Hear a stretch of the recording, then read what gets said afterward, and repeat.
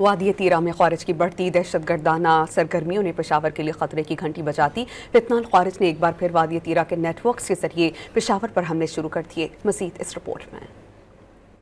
تیرہ میں موجود دہشت گردوں کو ختم کرنا ضروری ہے۔ ایسا نہ کیا گیا تو پشاور اور خیبر پختونخوا میں مزید حملے ہو سکتے ہیں۔ تیرہ اور پشاور کا فاصلہ تقریباً 70 کلومیٹر اور سفر 2 گھنٹے کا ہے۔ ذرائع کے مطابق 24 نومبر کو پشاور میں ایف سی ہیڈ کوارٹر پر حملے میں ملوث افغان خوارجیوں نے تیرہ کا راستہ اپنایا۔ 25 نومبر کو حسن خیل میں گیس پائپ لائن کو بارودی مواد سے تباہ کرنے والے خارجی بھی وادی تیرہ سے آئے۔ ماضی میں تیرہ خارجی حکیم اللہ محسود کا طویل عرصے تک مرکز رہا۔ حکیم اللہ محسود تیرہ سے کارروائیاں کرتا رہا۔ حالیہ متعدد حملوں میں ملوث افغان شہریوں کے رابطے بھی تیرہ نیٹ ورک سے منسلک پائے گئے۔ 2014 میں اے پی ایس حملے کی منصوبہ بندی بھی خوارج نے تیرہ میں قائم خفیہ مراکز میں کی تھی۔ تیرہ میں ایک بار پھر دہشت گردوں کی تعداد بڑھ رہی ہے۔ منشیات کے کاروبار سے جڑے اندرونی مفادات بھی کھل کر سامنے آ رہے ہیں۔ D G I S P R بھی منشیات کے کاروبار